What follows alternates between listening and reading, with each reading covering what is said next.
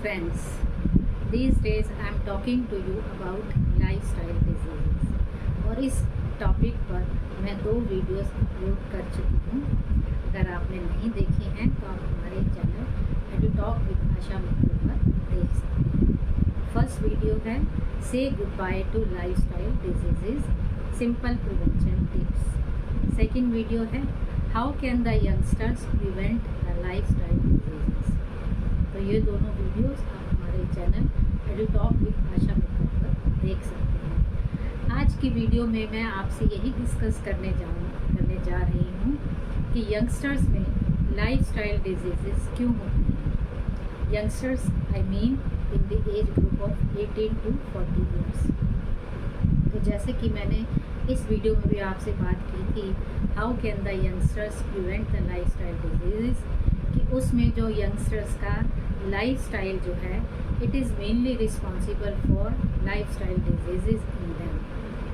तो अब आज हम इसमें डिस्कस करेंगे ओबेसिटी, जो कि मेन रीज़न है youngsters in the age group of 18 to 40 years, उनमें जो भी लाइफस्टाइल डिजीजेस हैं या होती हैं उनका मेन रीज़न है ओबेसिटी। तो ओबेसिटी हम डिस्कस करेंगे क्या है, क्यों होती है और इसको कैसे प्रिवेंट किया जा सकता है। तो पहले आप मेरी ये वीडियो सुन लीजिए, उसके बाद हम ओबेसिटी के बारे में बात करेंगे।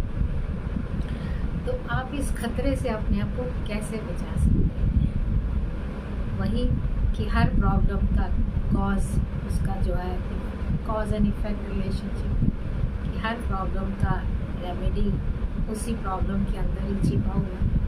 कि जो लाइफस्टाइल डिजीज़ आपके ख़राब अनहेल्दी लाइफस्टाइल के कारण होती हैं, तो आप इनको प्रिवेंट कैसे कर सकते हैं अपने लाइफस्टाइल को हेल्दी बनाकर।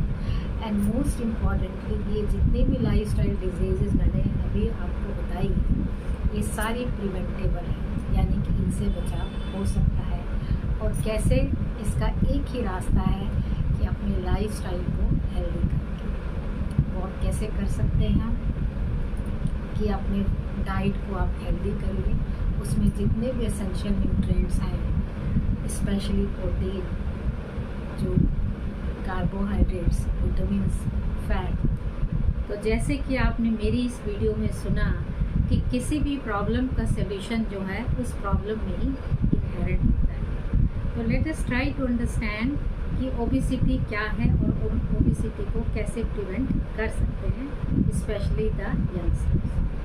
Obesity is a medical condition in which the fat consumed by the body does not get converted into calories, does not get burned into calories, और जो एक्स्ट्रा फैट होता है वो हमारी बॉडी में एक्यूमुलेट हो जाता है in the form of fats या ओबेसिटी, उसका दूसरा नाम है।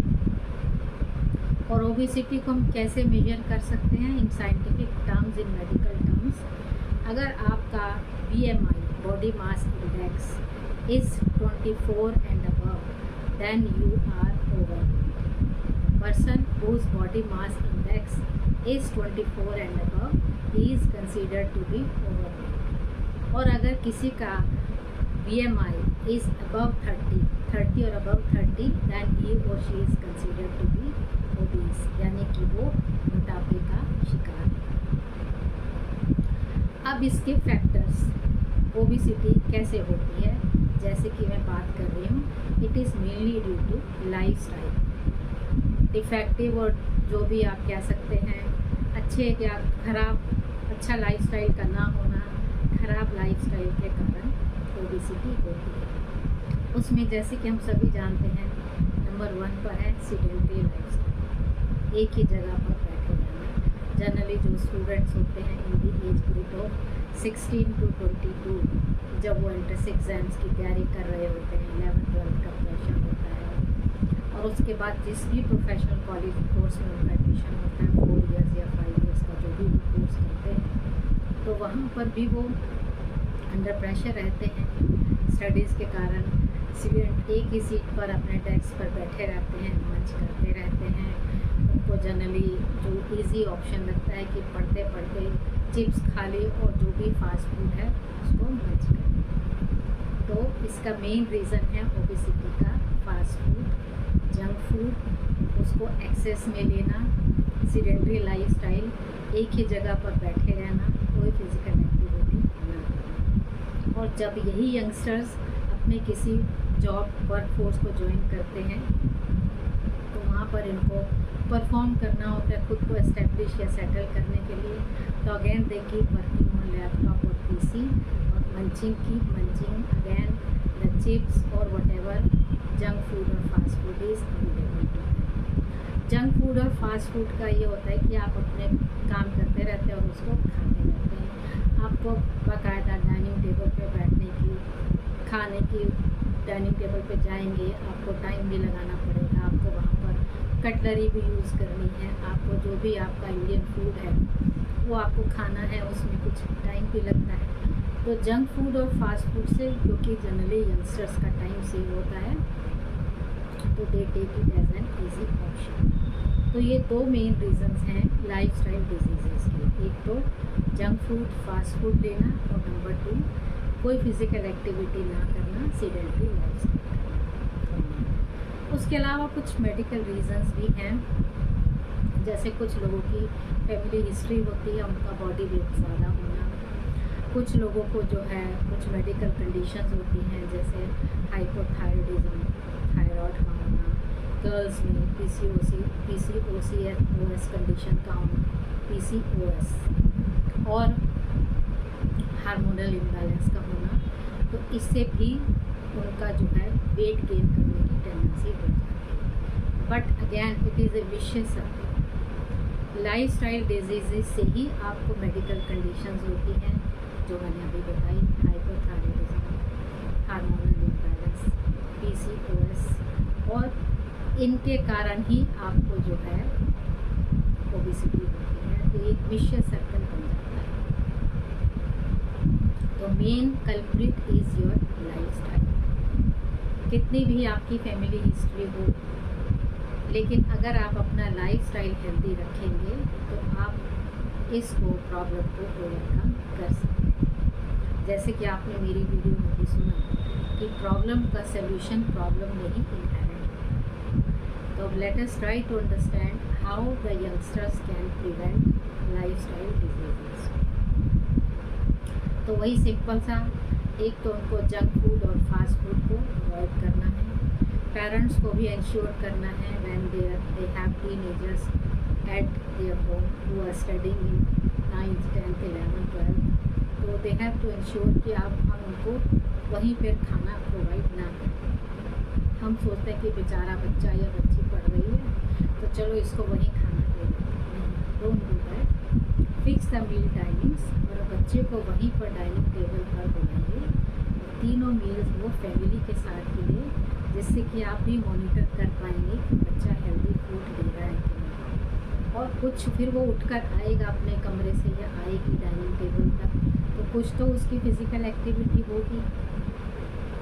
तो you should take care of that, you should ensure. और जो यंगस्टर्स जॉब में आ गए हैं तो ऑब्वियसली पेरेंट्स उनके साथ generally normally most of the cases में नहीं रह रहे हैं। अगर रह रहे हैं तो बड़ी अच्छी बात है, अगर नहीं रह रहे हैं तो you should continuously motivate the children, the youngsters to have their regular meal timings.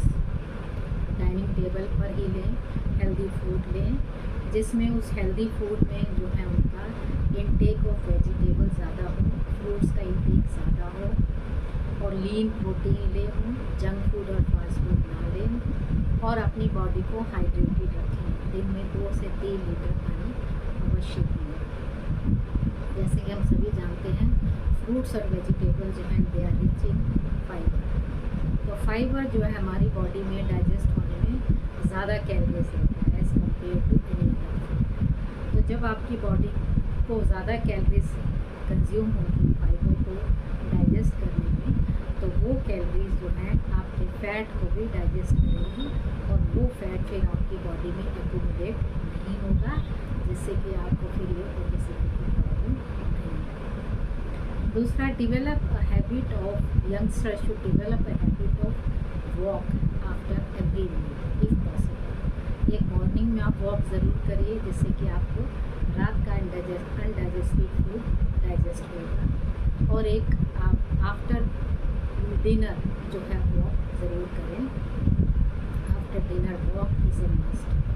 जैसे कि मैंने पहले भी बताया था कि डिनर और आपके सोने में 3 घंटे का गैप होना चाहिए, जिससे कि आप वॉक भी कर सकें 45 मिनट्स के बाद डिनर लेने की, और आपकी बॉडी को भी सफिशेंट टाइम मिल सके जो भी फूड आपने खाया है उसको डाइजेस्ट करने का। और third most important point is कि आप 150 मिनट्स का वॉक, किसी भी तरह का वर्कआउट अपने 150 मिनट्स इन ए वीक ज़रूर करें। वो वॉक हो सकता है, जॉगिंग हो सकता है, साइकिलिंग हो सकता है, स्विमिंग हो सकता है, जो भी आपका रूटीन आपको परमिट करे, जो भी आपको इजीली एक्सेसिबल हो।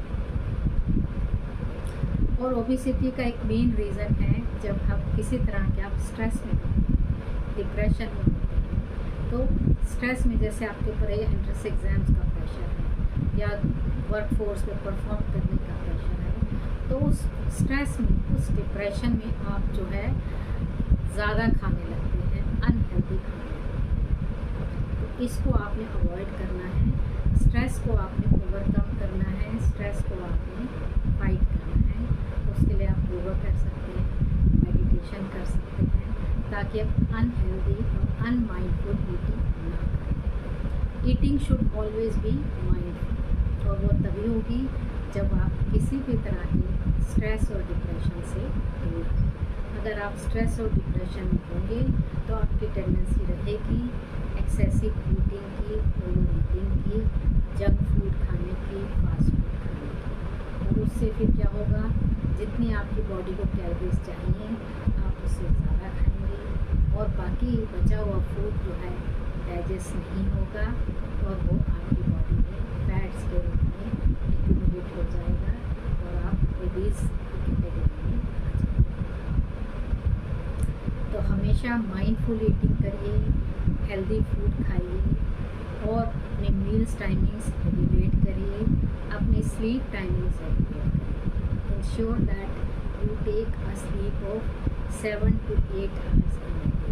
कम्फर्ट में आपको जो है इंश्योर करना है कि आपने 7 से 8 घंटे की नींद ज़रूर लेनी है, नहीं तो आपके स्लीप पैटर्न्स डिस्टर्ब हो जाएंगे। स्लीप पैटर्न्स डिस्टर्ब होंगे तो आप डिप्रेशन में जाएंगे, एंजाइटी के शिकार होंगे, और जब आप डिप्रेशन और एंजाइटी के शिकार होंगे तो आप अनमाइंडफुल ईटिंग करेंगे। आप जितनी आपकी बॉडी को रिक्वायरमेंट है आप उससे ज़्यादा खाएंगे, और आपकी बॉडी उसको डाइजेस्ट नहीं कर पाएगी, सारे फूड को जो भी आपने खाया है, फिर वो आपकी बॉडी में फैट्स की फॉर्म में एक्यूमुलेट हो जाएगा।